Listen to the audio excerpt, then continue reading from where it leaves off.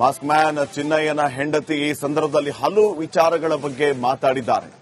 ಯಾರು ತನ್ನ ಗಂಡನನ್ನ ನಂಬಿಸಿದ್ರು, ಗಂಡನಿಂದ ಯಾವ ರೀತಿ ಸುಳ್ಳು ಹೇಳಿಸಿದ್ರು, ಯಾವ ರೀತಿ ಆಮಿಷ ಒಡ್ಡಿದ್ರು, ಏನೆಲ್ಲ ಆಯಿತು ಅನ್ನುವಂತ ವಿಚಾರಗಳನ್ನ ರಿಪಬ್ಲಿಕ್ ಕನ್ನಡದ ಮುಂದೆ ಎಲ್ಲ ವಿಚಾರಗಳನ್ನ ಹೇಳಿರೋದು. ಇದೇ ಮಲ್ಲಿಕಾ ರಿಪಬ್ಲಿಕ್ ಕನ್ನಡದ ಸಂದರ್ಶನಗಳಲ್ಲಿ ಹಲವು ಬಾರಿ ಎಲ್ಲಾ ವಿಚಾರಗಳನ್ನ ಮುಕ್ತವಾಗಿ ಮಾತಾಡಿದ್ದಾರೆ. ಈಗ ಗಂಡನನ್ನ ಆಚೆ ಕರ್ಕೊಂಡು ಬಂದು ಮತ್ತೆ ರಿಪಬ್ಲಿಕ್ ಕನ್ನಡ ಜೊತೆಗೆ ಮಾತಾಡುವಾಗ ಬುರುಡೆ ಗ್ಯಾಂಗ್ ನನ್ನ ಗಂಡನನ್ನ ನಂಬಿಸಿ ಕೈ ಬಿಡ್ತು ಅನ್ನುವಂತ ವಿಚಾರವನ್ನ ಹೇಳಿದ್ದಾರೆ. ನನ್ನ ಗಂಡ ಜೈಲಲ್ಲಿರೋ ಹಾಗೆ ಮಾಡಿದ್ರು, ಚಿನ್ನಯ್ಯನ ಜೀವಕ್ಕೆ ಅಪಾಯ ಆದ್ರೆ ಬುರುಡೆ ಗ್ಯಾಂಗ್ಗೆ ಕಾರಣ ಅಂತ ರಿಪಬ್ಲಿಕ್ ಕನ್ನಡದಲ್ಲಿ ಚಿನ್ನಯ್ಯನ ಪತ್ನಿ ಮಲ್ಲಿಕಾ ಎಕ್ಸ್ಕ್ಲೂಸಿವ್ ಆಗಿ ಮಾತಾಡಿದ್ದಾರೆ. ತಿಮರೋಡಿ, ಮಟ್ಟಣ್ಣನವರ್ ಮತ್ತು ಗ್ಯಾಂಗ್ ಇವರೆಲ್ಲರೂ ಕೂಡ ಹೊಣೆ ಆಗ್ತಾರೆ ನನ್ನ ಗಂಡನ ಜೀವಕ್ಕೆ ಅಪಾಯ ಆದ್ರೆ. ಈಗ ನನ್ನ ಗಂಡನ ಜೈಲಿಂದ ಬಿಡಿಸೋದಕ್ಕೆ ಯಾರೂ ಬರಲಿಲ್ಲ ಅಂತ ಹೇಳಿ ಬುರುಡೆ ಗ್ಯಾಂಗ್ನ ವಿರುದ್ಧ ಮಲ್ಲಿಕಾ ತೀವ್ರ ಆಕ್ರೋಶವನ್ನ ಹೊರಹಾಕಿದ್ದಾರೆ.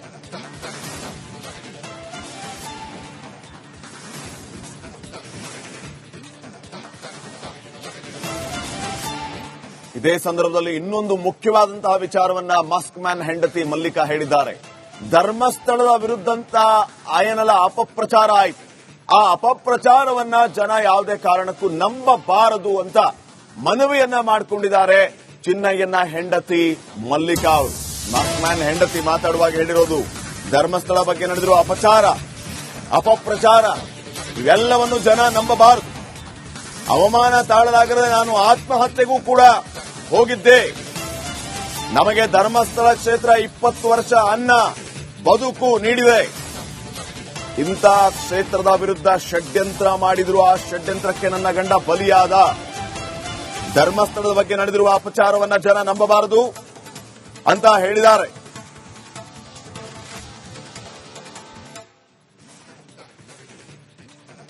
ಚಿನ್ನಯ್ಯನವರ ಪತ್ನಿಯಾಗಿರುವಂತಹ ಮಲ್ಲಿಕಾ ಅವರಿದ್ದಾರೆ, ಅವರನ್ನ ಮಾತಾಡಿಸ್ತೇನೆ. ಅಮ್ಮ, ಈಗ ಸಾಕಷ್ಟು ದಿನಗಳಾಯ್ತು, ನಿಮಗೆ ಬೇಲ್ ಸಿಕ್ತು, 24 ದಿನ ಆದ್ರೂ ಸಹ ಅವ್ರನ್ನ ಹೊರಗೆ ತರಕ್ಕೆ ಸಾಕಷ್ಟು ಕಷ್ಟಗಳಾಯ್ತು. ಏನಾಯ್ತು ಅಮ್ಮ, ಏನ್ ಹೇಳ್ತೀರಿ? ಅದೇ ಸರ್, ಏನಂದ್ರೆ ನಮಗೆ ಅದೇ ನಾವು ಬಡವ್ರೆ, ಇದನ್ನು ರೂಲ್ಸ್ ಹಾಕಿದ್ದಾರೆ, 12 ರೂಲ್ಸ್ ಹಾಕಿದ್ದಾರೆ. ಆದ್ರೂ ನಮ್ ಮುಂದುವರ್ಸ್ಬೇಕಾದ್ರೆ ನಮ್ಗೆ ಯಾರು ಬರ್ತಾ ಇರ್ಲಿಲ್ಲ. ಆಮೇಲೆ ನಮ್ಗೊಂದ್ರು ಹೆಲ್ಪ್ ಮಾಡಿದ್ರು, ಹೆಸರು ಹೇಳ್ಬಾರ್ದು, ನಮ್ಗೆ ನಮ್ಮವ್ರೆ ಹೆಲ್ಪ್ ಮಾಡಿದ್ರು, ಲಾಯರ್ ಹಿಡಿದು ಕೊಟ್ರು. ನಾವು ಹೋಗಿದ್ದೀವಿ, ಚಿನ್ನಯ್ಯನ ಹತ್ರನೂ ಬರೆದು ಕೊಟ್ಟು ನಮ್ಗೆ ಗೌರ್ಮೆಂಟ್ ಲಾಯರ್ ಬೇಡ ಅಂತ ಹೇಳಿದ್ದೀವಿ. ನಾವು ಗೌರ್ಮೆಂಟ್ ಲಾಯರ್ ಬೇಡ ಅಂತ ಹೇಳಿದ್ವಿ. ಇವಾಗ ನಮ್ಮ ಪ್ರೈವೇಟ್ ಲಾಯರು ಅವರು ನಮ್ಗೆ ಹೆಲ್ಪ್ ಮಾಡಿ ಹೊರಗಡೆ ಇವತ್ತು ಕರ್ಕೊಂಡು ಹೋಗ್ತಾ ಇದ್ದೀವಿ ಸರ್. ಈಗ ಅವರು ಬುರುಡೆ ಕೊಟ್ಟಾಗ ಅವ್ರ ಹತ್ರ ಸಾಕಷ್ಟು ಲಾಯರ್ಗಳಿದ್ರು, ಅವ್ರನ್ನ ಕರ್ಕೊಂಡು ಹೋದ್ರು. ಬೇಲ್ ಸಿಕ್ಕ ಮೇಲೂ ಅವ್ರನ್ನ ಬಿಡ್ಸಕ್ ಆಗ್ಲಿಲ್ಲ ನಿಮ್ಗೆ. ಸಾಕಷ್ಟು 20 ದಿನಗಳಾಯ್ತು, ಬಾಂಡ್ ಕಟ್ಲಿಕ್ಕಾಗಿರ್ಲಿ, ಜಾಮೀನ್ ಕಟ್ಲಿ, ಎಷ್ಟೆಲ್ಲ ಕಷ್ಟ ಆಯ್ತು ಅಮ್ಮ? ತುಂಬಾ ಕಷ್ಟ ಆಯ್ತು ಸರ್, ತುಂಬಾ ಕಷ್ಟ ಆಯ್ತು. ಯಾಕಂದ್ರೆ ಅವ್ರು ನನ್ನ ಮನೆ ಬಿಟ್ಟು ಹೋಗಿ 6 ತಿಂಗಳಾಯ್ತು. ಇವಾಗ ಜೈಲಲ್ಲೇ 2 ತಿಂಗಳು ಮೇಲಾಯ್ತು. ಅದು ಹೆಂಗೆ ಹೇಳೋದಂತ ನಮಗೆ ಗೊತ್ತಿಲ್ಲ ಸರ್, ಅರ್ಥ ಆಗಿತ್ತಲ್ಲ ಸರ್. ನಾವು ಕೂಲಿ ಕೆಲಸನೇ ಮಾಡೋರು, 200 ರೂಪಾಯಿ 150 ರೂಪಾಯಿ ಸಂಬಳ ಅಲ್ಲಿ ತಮಿಳ್ನಾಡಲ್ಲಿ. ಆದ್ರೆ ನಮ್ಗೆ 1 ಲಕ್ಷ ಬಾಂಡು ಮತ್ತೆ ಇದು 12 ರೂಲ್ಸ್, ಅಲ್ಲಿ ತಮಿಳ್ನಾಡು ಹೋಗ್ಬಾರ್ದು, ಅಲ್ಲಿ ಇರ್ಲಿ ಪರವಾಗಿಲ್ಲ ಇರ್ಲಿ, ಅದು ನಮ್ ಲಾಯರ್ ನೋಡ್ಕೋತಾರೆ. ಹೆಂಗ್ ರೂಲ್ಸ್ ಹಾಕಿದಾರೆ ಆ ರೂಲ್ಸ್ ಪ್ರಕಾರನೇ ನಾವು ಹೋಯ್ತೀವಿ. ಆದ್ರೆ ಇವಾಗ ಹೊರಗಡೆ ಬಂದಿದ್ದೀವಿ, ಇನ್ನು ಮೇಲೆ ನಮ್ ಚಿನ್ನಯ್ಯನಿಗೆ ಇರ್ಲಿ, ನಮಗೆ ಇರ್ಲಿ, ನಮ್ಮ ಸ್ವಂತ ಬಂಧನ ಇರ್ಲಿ, ಏನೋ ಒಂದು ಆದ್ರೂ ಘಟನೆ ಆದ್ರೂ ಅದಕ್ಕೂ ಈ 4 ಜನನೇ ಕಾರಣ.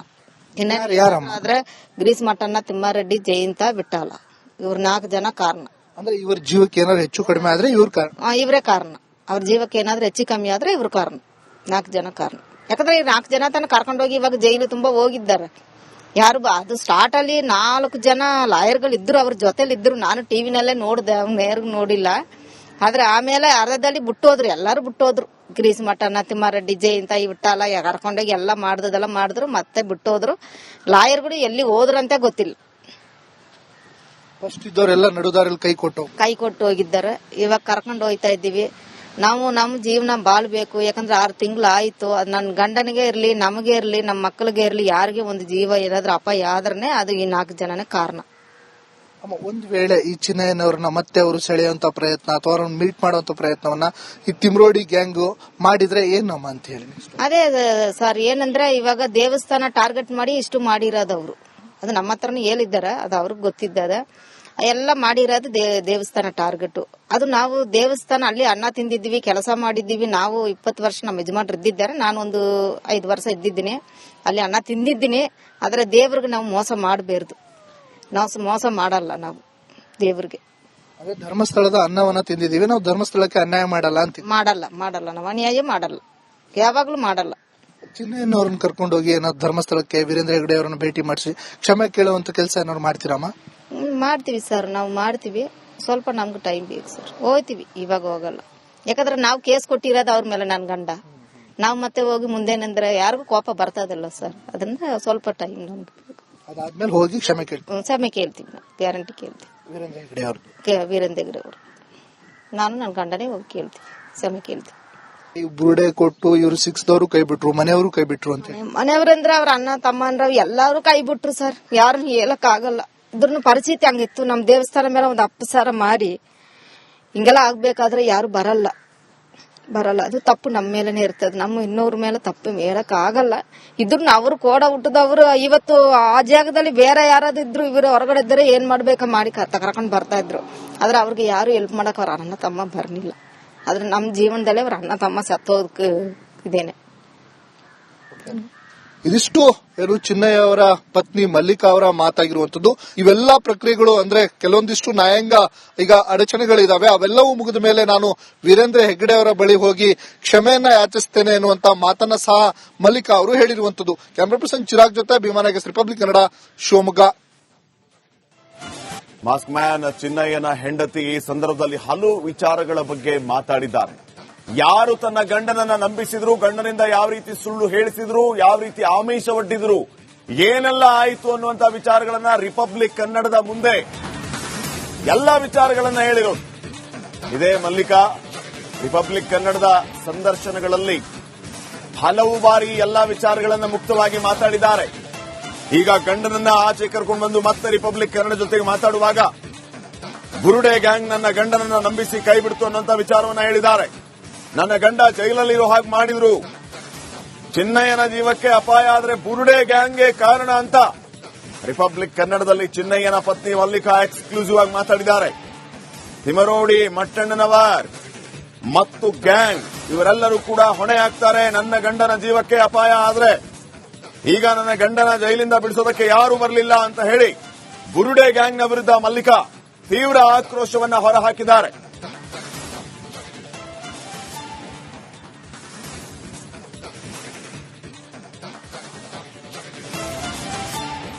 ಇದೇ ಸಂದರ್ಭದಲ್ಲಿ ಇನ್ನೊಂದು ಮುಖ್ಯವಾದಂತಹ ವಿಚಾರವನ್ನ ಮಾಸ್ಕ್ ಮ್ಯಾನ್ ಹೆಂಡತಿ ಮಲ್ಲಿಕಾ ಹೇಳಿದ್ದಾರೆ.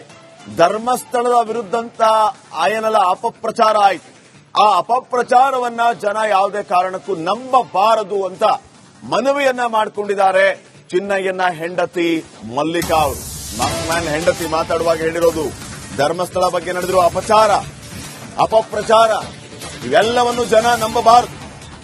ಅವಮಾನ ತಾಳಲಾಗದೆ ನಾನು ಆತ್ಮಹತ್ಯೆಗೂ ಕೂಡ ಹೋಗಿದ್ದೆ. ನಮಗೆ ಧರ್ಮಸ್ಥಳ ಕ್ಷೇತ್ರ 20 ವರ್ಷ ಅನ್ನ ಬದುಕು ನೀಡಿದೆ. ಇಂಥ ಕ್ಷೇತ್ರದ ವಿರುದ್ಧ ಷಡ್ಯಂತ್ರ ಮಾಡಿದ್ರು, ಆ ಷಡ್ಯಂತ್ರಕ್ಕೆ ನನ್ನ ಗಂಡ ಬಲಿಯಾದ. ಧರ್ಮಸ್ಥಳದ ಬಗ್ಗೆ ನಡೆದಿರುವ ಅಪಚಾರವನ್ನ ಜನ ನಂಬಬಾರದು ಅಂತ ಹೇಳಿದ್ದಾರೆ.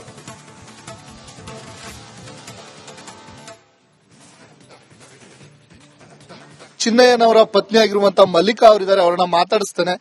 ಅಮ್ಮ, ಈಗ ಸಾಕಷ್ಟು ದಿನಗಳಾಯ್ತು, ನಿಮಗೆ ಬೇಲ್ ಸಿಕ್ತು, 24 ದಿನ ಆದ್ರೂ ಸಹ ಅವ್ರನ್ನ ಹೊರಗೆ ತರಕ್ಕೆ ಸಾಕಷ್ಟು ಕಷ್ಟಗಳಾಯ್ತು. ಏನಾಯ್ತು ಅಮ್ಮ, ಏನ್ ಹೇಳ್ತೀರಿ? ಅದೇ ಸರ್, ಏನಂದ್ರೆ ನಮಗೆ ಅದೇ ನಾವು ಬಡವ್ರೆ, ಇದನ್ನು ರೂಲ್ಸ್ ಹಾಕಿದ್ದಾರೆ, ಅನ್ನೋರು ರೂಲ್ಸ್ ಹಾಕಿದ್ದಾರೆ. ಆದ್ರೂ ನಮ್ ಮುಂದುವರ್ಸ್ಬೇಕಾದ್ರೆ ನಮ್ಗೆ ಯಾರು ಬರ್ತಾ ಇರ್ಲಿಲ್ಲ. ಆಮೇಲೆ ನಮ್ಗೊಂದ್ರು ಹೆಲ್ಪ್ ಮಾಡಿದ್ರು, ಹೆಸರು ಹೇಳ್ಬಾರ್ದು, ನಮ್ಗೆ ನಮ್ಮವ್ರೆ ಹೆಲ್ಪ್ ಮಾಡಿದ್ರು, ಲಾಯರ್ ಹಿಡಿದು ಕೊಟ್ರು. ನಾವು ಹೋಗಿದ್ದೀವಿ, ಚಿನ್ನಯ್ಯನ ಹತ್ರನೂ ಬರೆದು ಕೊಟ್ಟು ನಮ್ಗೆ ಗೌರ್ಮೆಂಟ್ ಲಾಯರ್ ಬೇಡ ಅಂತ ಹೇಳಿದ್ದೀವಿ, ನಾವು ಗೌರ್ಮೆಂಟ್ ಲಾಯರ್ ಬೇಡ ಅಂತ ಹೇಳಿದ್ವಿ. ಇವಾಗ ನಮ್ಮ ಪ್ರೈವೇಟ್ ಲಾಯರು ಅವರು ನಮ್ಗೆ ಹೆಲ್ಪ್ ಮಾಡಿ ಹೊರಗಡೆ ಇವತ್ತು ಕರ್ಕೊಂಡು ಹೋಗ್ತಾ ಇದ್ದೀವಿ ಸರ್. ಈಗ ಅವರು ಬುರುಡೆ ಕೊಟ್ಟಾಗ ಅವ್ರ ಹತ್ರ ಸಾಕಷ್ಟು ಲಾಯರ್ಗಳಿದ್ರು, ಅವ್ರನ್ನ ಕರ್ಕೊಂಡು ಹೋದ್ರು. ಬೇಲ್ ಸಿಕ್ಕ ಮೇಲೂ ಅವ್ರನ್ನ ಬಿಡ್ಸಕ್ಕಾಗ್ಲಿಲ್ಲ ನಿಮ್ಗೆ. ಸಾಕಷ್ಟು 20 ದಿನಗಳಾಯ್ತು, ಬಾಂಡ್ ಕಟ್ಲಿಕ್ಕಾಗಿರ್ಲಿ, ಜಾಮೀನ್ ಕಟ್ಲಿ, ಎಷ್ಟೆಲ್ಲ ಕಷ್ಟ ಆಯ್ತು ಅಮ್ಮ? ತುಂಬಾ ಕಷ್ಟ ಆಯ್ತು ಸರ್, ತುಂಬಾ ಕಷ್ಟ ಆಯ್ತು. ಯಾಕಂದ್ರೆ ಅವ್ರು ನನ್ನ ಮನೆ ಬಿಟ್ಟು ಹೋಗಿ 6 ತಿಂಗಳಾಯ್ತು. ಇವಾಗ ಜೈಲಲ್ಲೇ 2 ತಿಂಗಳು ಮೇಲಾಯ್ತು. ಅದು ಹೆಂಗೆ ಹೇಳೋದಂತ ನಮಗೆ ಗೊತ್ತಿಲ್ಲ ಸರ್, ಅರ್ಥ ಆಗಿತ್ತಲ್ಲ ಸರ್. ನಾವು ಕೂಲಿ ಕೆಲಸನೇ ಮಾಡೋರು, 200 ರೂಪಾಯಿ 150 ರೂಪಾಯಿ ಸಂಬಳ ಅಲ್ಲಿ ತಮಿಳ್ನಾಡಲ್ಲಿ. ಆದ್ರೆ ನಮ್ಗೆ 1 ಲಕ್ಷ ಬಾಂಡು ಮತ್ತೆ ಇದು 12 ರೂಲ್ಸ್, ಅಲ್ಲಿ ತಮಿಳ್ನಾಡು ಹೋಗ್ಬಾರ್ದು, ಅಲ್ಲಿ ಇರ್ಲಿ ಪರವಾಗಿಲ್ಲ ಇರ್ಲಿ, ಅದು ನಮ್ ಲಾಯರ್ ನೋಡ್ಕೋತಾರೆ. ಹೆಂಗ್ ರೂಲ್ಸ್ ಹಾಕಿದಾರೆ ಆ ರೂಲ್ಸ್ ಪ್ರಕಾರನೇ ನಾವು ಹೋಯ್ತೀವಿ.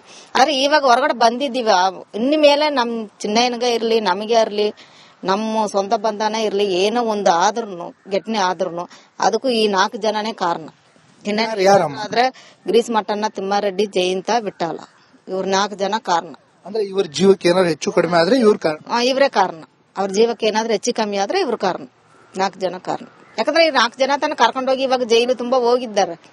ಯಾರು ಅದು ಸ್ಟಾರ್ಟ್ ಅಲ್ಲಿ 4 ಜನ ಲಾಯರ್ಗಳು ಇದ್ರು, ಅವ್ರ ಜೊತೆಲಿ ಇದ್ರು. ನಾನು ಟಿವಿನಲ್ಲೇ ನೋಡ್ದೆ, ಅವ್ನ ನೇರ್ಗ್ ನೋಡಿಲ್ಲ. ಆದ್ರೆ ಆಮೇಲೆ ಅರ್ಧದಲ್ಲಿ ಬಿಟ್ಟೋದ್ರು, ಎಲ್ಲಾರು ಬಿಟ್ಟೋದ್ರು. ಗಿರೀಶ್ ಮಠಣ್ಣ, ತಿಮ್ಮಾರೆಡ್ಡಿ, ಜಯಂತ, ಈ ವಿಠ್ಠಲ ಕರ್ಕೊಂಡೋಗಿ ಎಲ್ಲ ಮಾಡಿದ್ರು, ಮತ್ತೆ ಬಿಟ್ಟೋದ್ರು. ಲಾಯರ್ಗಳು ಎಲ್ಲಿ ಹೋದ್ರಂತೆ ಗೊತ್ತಿಲ್ಲ. ಫಸ್ಟ್ ಇದ್ದವರೆಲ್ಲ ನಡುದಾರಲ್ಲಿ ಕೈ ಕೊಟ್ಟು ಹೋಗಿದ್ದಾರೆ. ಇವಾಗ ಕರ್ಕೊಂಡು ಹೋಯ್ತಾ ಇದ್ದೀವಿ. ನಾವು ನಮ್ಮ ಜೀವನ ಬಾಳ್ಬೇಕು. ಯಾಕಂದ್ರೆ 6 ತಿಂಗಳು ಆಯ್ತು. ನನ್ನ ಗಂಡನಿಗೆ ಇರ್ಲಿ, ನಮಗೆ ಇರ್ಲಿ, ನಮ್ಮ ಮಕ್ಕಳಿಗೆ ಇರ್ಲಿ, ಯಾರಿಗೆ ಒಂದು ಜೀವ ಏನಾದ್ರೂ ಅಪಾಯ ಆದ್ರೆ ಅದು ಈ 4 ಜನನೇ ಕಾರಣ. ಒಂದ್ ವೇಳೆ ಈ ಚಿನ್ನಯ್ಯನವ್ರನ್ನ ಮತ್ತೆ ಅವರು ಸೆಳೆಯುವಂತ ಪ್ರಯತ್ನ ಅಥವಾ ಅವ್ರನ್ನ ಮೀಟ್ ಮಾಡುವಂತ ಪ್ರಯತ್ನವನ್ನ ಈ ತಿಮ್ರೋಡಿ ಗ್ಯಾಂಗ್ ಮಾಡಿದ್ರೆ ಏನಮ್ಮ ಅಂತ ಹೇಳಿ? ಅದೇ ಸರ್, ಏನಂದ್ರೆ ಇವಾಗ ದೇವಸ್ಥಾನ ಟಾರ್ಗೆಟ್ ಮಾಡಿ ಇಷ್ಟು ಮಾಡಿರೋದವ್ರು. ಅದು ನಮ್ಮ ಹತ್ರನೇ ಹೇಳಿದ್ದಾರೆ, ಅದು ಅವ್ರಿಗೆ ಗೊತ್ತಿದ್ದದ. ಎಲ್ಲ ಮಾಡಿರೋದು ದೇವಸ್ಥಾನ ಟಾರ್ಗೆಟ್. ಅದು ನಾವು ದೇವಸ್ಥಾನ ಅಲ್ಲಿ ಅನ್ನ ತಿಂದಿದ್ದೀವಿ, ಕೆಲಸ ಮಾಡಿದ್ದೀವಿ. ನಾವು 20 ವರ್ಷ ನಮ್ಮ ಯಜಮಾನ್ರು ಇದ್ದಿದ್ದಾರೆ, ನಾನೊಂದು 5 ವರ್ಷ ಇದ್ದಿದ್ದೀನಿ. ಅಲ್ಲಿ ಅನ್ನ ತಿಂದಿದ್ದೀನಿ. ಆದ್ರೆ ದೇವ್ರಿಗೆ ನಾವು ಮೋಸ ಮಾಡಬಾರ್ದು. ನಾವು ಮೋಸ ಮಾಡಲ್ಲ ನಾವು ದೇವ್ರಿಗೆ. ಅದೇ ಧರ್ಮಸ್ಥಳದ ಅನ್ನವನ್ನ ತಿಂದಿದ್ದೀವಿ, ನಾವು ಧರ್ಮಸ್ಥಳಕ್ಕೆ ಅನ್ಯಾಯ ಮಾಡಲ್ಲ ಅಂತ. ಮಾಡಲ್ಲ ನಾವು ಅನ್ಯಾಯ ಮಾಡಲ್ಲ, ಯಾವಾಗ್ಲೂ ಮಾಡಲ್ಲ. ಚಿನ್ನಯ್ಯನವ್ರನ್ನ ಕರ್ಕೊಂಡು ಹೋಗಿ ಏನಾದ್ರು ಧರ್ಮಸ್ಥಳಕ್ಕೆ ವೀರೇಂದ್ರ ಹೆಗ್ಗಡೆ ಅವರನ್ನ ಭೇಟಿ ಮಾಡಿಸಿ ಕ್ಷಮೆ ಕೇಳುವಂತ ಕೆಲಸ ಏನಾದ್ರು ಮಾಡ್ತೀರಮ್ಮ? ಮಾಡ್ತೀವಿ ಸರ್, ನಾವು ಮಾಡ್ತೀವಿ. ಸ್ವಲ್ಪ ನಮ್ಗೆ ಟೈಮ್ ಬೇಕು ಸರ್. ಹೋಗ್ತೀವಿ, ಇವಾಗ ಹೋಗಲ್ಲ. ಯಾಕಂದ್ರೆ ನಾವು ಕೇಸ್ ಕೊಟ್ಟಿರೋದು ಅವ್ರ ಮೇಲೆ, ನನ್ ಗಂಡ. ನಾವು ಮತ್ತೆ ಹೋಗಿ ಮುಂದೇನಂದ್ರೆ ಯಾರಿಗೂ ಕೋಪ ಬರ್ತದಿಲ್ಲ ಸರ್. ಅದನ್ನ ಸ್ವಲ್ಪ ಟೈಮ್ ನಮ್ಗೆ ಬೇಕು. ಅದಾದ್ಮೇಲೆ ಹೋಗಿ ಕ್ಷಮೆ ಕೇಳ್ತೀವಿ ನಾವು, ಗ್ಯಾರಂಟಿ ಕೇಳ್ತೀವಿ. ವೀರೇಂದ್ರ ಹೆಗ್ಗಡೆ ಅವರು, ನಾನು ನನ್ನ ಗಂಡನೇ ಹೋಗಿ ಕೇಳ್ತೀವಿ, ಕ್ಷಮೆ ಕೇಳ್ತೀವಿ. ಬುರುಡೆ ಕೊಟ್ಟು ಇವ್ರು ಸಿಕ್ಸ್ದವ್ರು ಕೈ ಬಿಟ್ರು, ಮನೆಯವರು ಕೈ ಬಿಟ್ರು ಅಂತ. ಮನೆಯವ್ರಂದ್ರೆ ಅವ್ರ ಅಣ್ಣ ತಮ್ಮನ್ರ ಎಲ್ಲಾರು ಕೈ ಬಿಟ್ರು ಸರ್. ಯಾರನ್ನ ಹೇಳಕ್ ಆಗಲ್ಲ. ಇದ್ರ ಪರಿಸ್ಥಿತಿ ಹಂಗಿತ್ತು. ನಮ್ ದೇವಸ್ಥಾನ ಮೇಲೆ ಒಂದು ಅಪಸಾರ ಮಾಡಿ ಹಿಂಗೆಲ್ಲ ಆಗ್ಬೇಕಾದ್ರೆ ಯಾರು ಬರಲ್ಲ. ಅದು ತಪ್ಪು ನಮ್ಮ ಮೇಲೆನೆ ಇರ್ತದೆ. ನಮ್ಮ ಇನ್ನೊವ್ರ ಮೇಲೆ ತಪ್ಪು ಹೇಳಕ್ ಆಗಲ್ಲ. ಇದ್ರು ಅವ್ರು ಕೋಡ ಹುಟ್ಟದವ್ರು ಇವತ್ತು ಆ ಜಾಗದಲ್ಲಿ ಬೇರೆ ಯಾರಾದಿದ್ರು ಇವರು ಹೊರಗಡೆ ಇದ್ರೆ ಏನ್ ಮಾಡ್ಬೇಕ ಮಾಡಿ ಕರ್ಕೊಂಡ್ ಬರ್ತಾ ಇದ್ರು.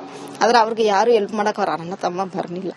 ಆದ್ರೆ ನಮ್ ಜೀವನದಲ್ಲಿ ಅವ್ರ ಅಣ್ಣ ತಮ್ಮ ಸತ್ತೋದಕ್ಕೆ ಇದೇನೆ. ಇದಿಷ್ಟು ಏನು ಚಿನ್ನಯ್ಯ ಅವರ ಪತ್ನಿ ಮಲ್ಲಿಕಾ ಅವರ ಮಾತಾಗಿರುವಂತದ್ದು. ಇವೆಲ್ಲಾ ಪ್ರಕ್ರಿಯೆಗಳು ಅಂದ್ರೆ ಕೆಲವೊಂದಿಷ್ಟು ನ್ಯಾಯಾಂಗ ಈಗ ಅಡಚಣೆಗಳಿದಾವೆ. ಅವೆಲ್ಲವೂ ಮುಗಿದ ಮೇಲೆ ನಾನು ವೀರೇಂದ್ರ ಹೆಗ್ಗಡೆ ಅವರ ಬಳಿ ಹೋಗಿ ಕ್ಷಮೆಯನ್ನ ಯಾಚಿಸ್ತೇನೆ ಎನ್ನುವಂತ ಮಾತನ್ನ ಸಹ ಮಲ್ಲಿಕಾ ಅವರು ಹೇಳಿರುವಂತದ್ದು. ಕ್ಯಾಮರಾ ಪರ್ಸನ್ ಚಿರಾಗ್ ಜೊತೆ ಭೀಮಾ ನಾಗೇಶ್, ರಿಪಬ್ಲಿಕ್ ಕನ್ನಡ, ಶಿವಮೊಗ್ಗ.